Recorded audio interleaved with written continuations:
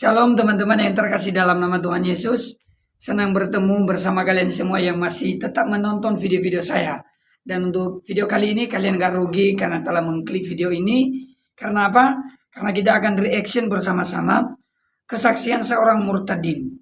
Dia seorang muslimah dan pada akhirnya dia memilih untuk mengikut Yesus Kristus.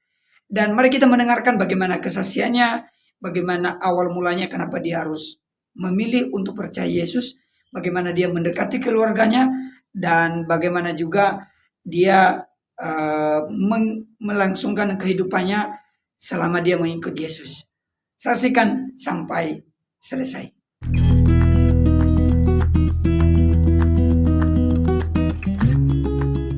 Oke, kita langsung aja pada videonya. Akun TikToknya yaitu Sugar Baby.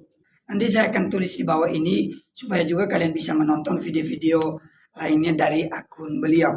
Jadi dia adalah seorang murtadin dan kita mendengarkan kesaksian beliau.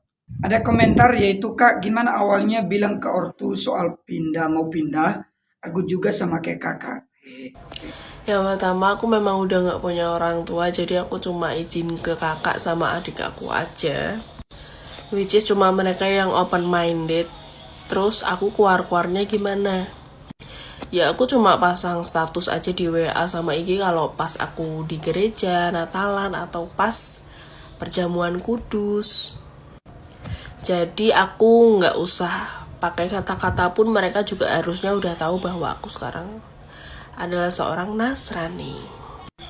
Yang pasti awalnya memang berat sih. Bahkan ada yang ngata-ngatain kita bawa nama orang tua juga segala macam, yang mana orang tua aku tuh sebenarnya udah tahu aku tuh sebenarnya nyaman di agama yang mana. Cuma karena mereka memang nggak tahu dan cuma asalnya plus aja, jadi mereka komen kayak gitu. Tapi buat aku itu wajar sih, dan aku nggak yang sedikit-dikit ambil hati gitu, karena kebetulan juga aku sekarang udah berkeluarga ya, jadi aku punya kehidupan sendiri. Jadi aku bodoh amat aja sama kata-kata orang yang nggak tahu cerita aku dari awal.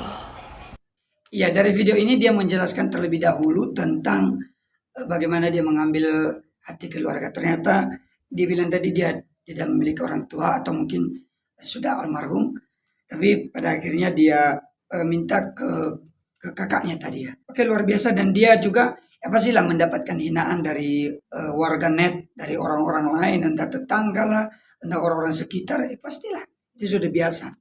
Dan akhirnya dia bilang tadi ya bodo amat gitu kan, berarti dia nggak peduli. Ya, kita lanjut. Ya, ada lagi komentar untuk dia seperti begini. "Kamu keren Nick, tetap semangat, dan by the way share dong kesaksiannya." Oke, kita dengar jawabannya seperti apa. Sebenarnya kalau disuruh share kesaksiannya tuh banyak banget ya sampai hari ini. Puji Tuhan banget. Salah satunya yang paling sering adalah rezeki. Rezekiku sama suamiku itu datangnya nggak kira-kira dan dari mana aja. Yang penting tuh kita pintar-pintar bersyukur aja sama Tuhan. Kalau kita bersyukur hari ini, pasti besok ditambah lagi gitu. Dan kita nggak boleh kayak mengeluh gitu. Kita hidup aja itu udah berkat dari Tuhan, ya enggak? Makanya kita harus pintar-pintar bersyukur aja. Oh, berarti ini hanya seputar bagaimana kehidupannya setelah percaya Tuhan Yesus ya. Kita lanjut ke video berikutnya. "Aku dukung Ica." Oh, mungkin ini yang komen ini orang yang dia kenal. Nah, dia adalah salah satu keluarga aku dari mama aku yang cukup open minded. Dan aku senangnya dari keluarga mama tuh kenapa ya, dia tuh lebih bisa menerima daripada keluarga papa aku. Jadi ada yang nanya untuk lanjutin ke part 2-nya, kenapa aku bisa jadi murtad. Jadi dari lahir tuh aku punya ibu angkat, orang tua angkat, juga Nasrani guys. Terus aku di sekolah, teman-temanku juga banyak yang Nasrani. Sampai sekolahku pun SMA juga di sekolah Katolik kalau nggak salah yayasannya. Jadi circle aku otomatis banyak yang Kristen Katolik juga kayak dia. By the way ini suamiku ya guys. Nah dari situ muncullah iman-iman kekristenan aku. Dari aku kecil aku tuh udah suka ke gereja, masuk ke gereja. nyanyi-nyanyi lagu pujian, praise and worship gitu-gitulah. Sampai aku pernah bertengkar sama mama aku sendiri gara-gara aku sering ke gereja daripada aku sholat. Sampai orang tua kandungku sama orang tua angkat aku bertengkar gara-gara aku lebih sering ke gereja. Nah dari situ aku mulai mumpet-mumpet tuh kalau aku lagi ibadah ke gereja atau aku lagi nyanyi-nyanyi praise and worship. Tapi sebenarnya mama aku itu udah tahu kalau aku tuh lebih memihak ke agama Kristen, cuma memang belum dibolehin aja gitu. Sampai akhirnya aku nikah sama dia, terus aku berpikiran buat ya udah yuk pindah Kristen aja. Soalnya kan dia sempat mualaf, tapi kita berdua tuh sama-sama nggak puasa, nggak sholat, nggak ngaji dan lain sebagainya. Akhirnya ya udah kita memutuskan untuk ya udah kita akhirnya buat ambil katekisasi untuk baptis gitu.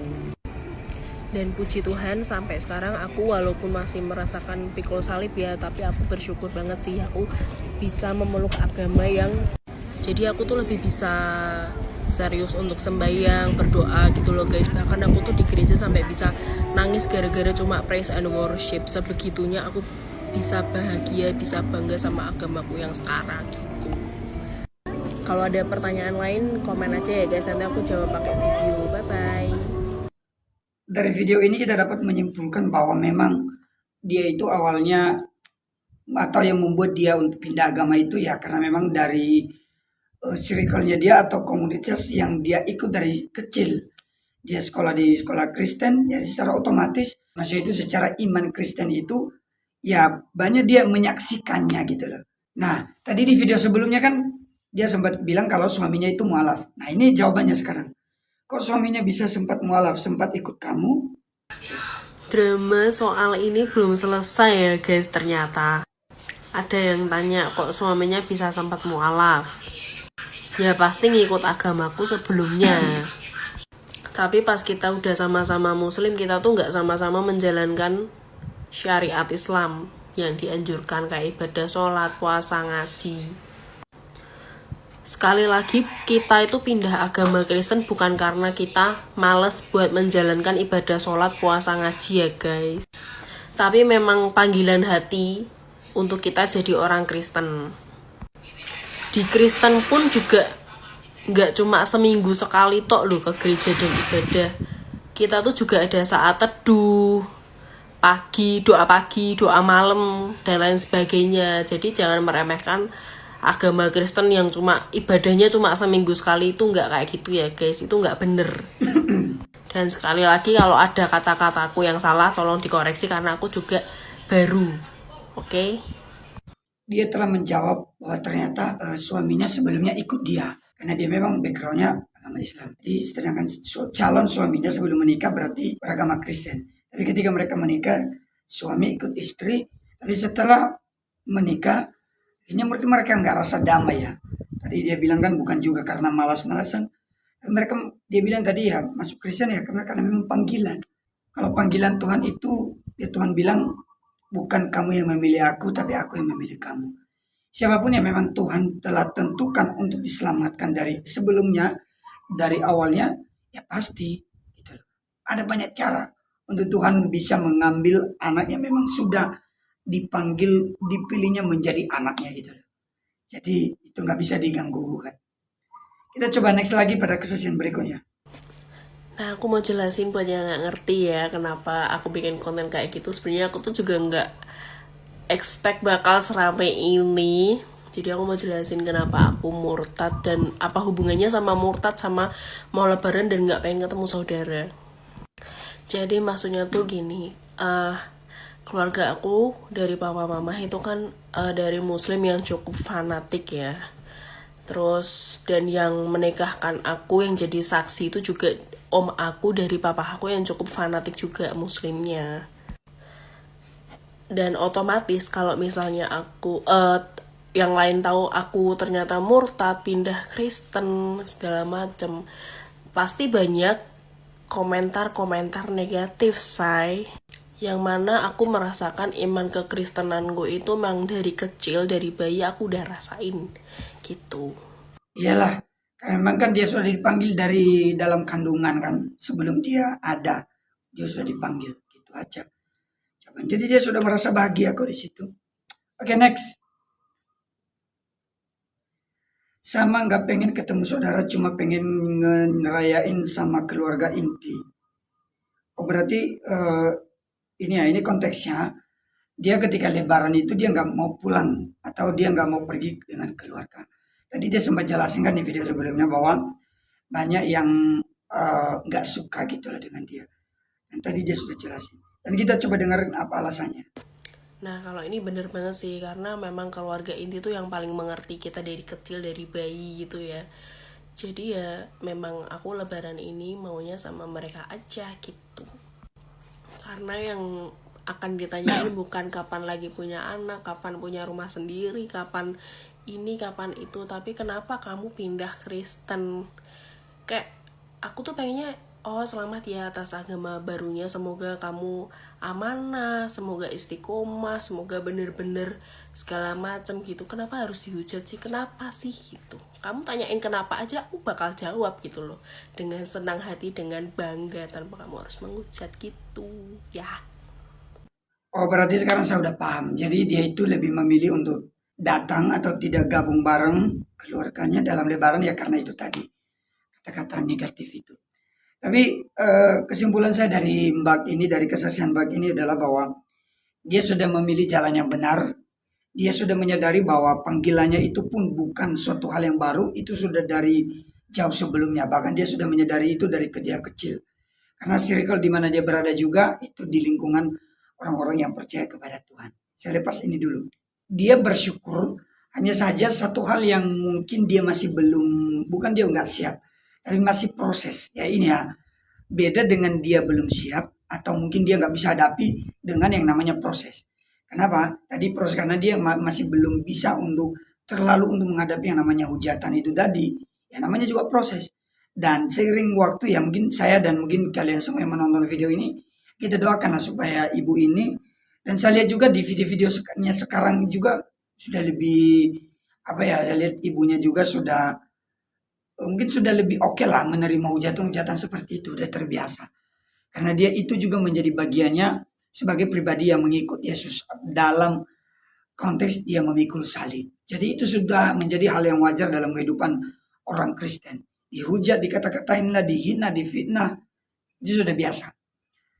Dan semangat terus untuk ibu ini, dan puji Tuhan kiranya nanti dia dengan keluarganya, dengan suaminya, dan kalau dia punya anak, mereka semakin berbahagia di dalam Tuhan, dan dia menikmati kebahagiaan yang sejati itu.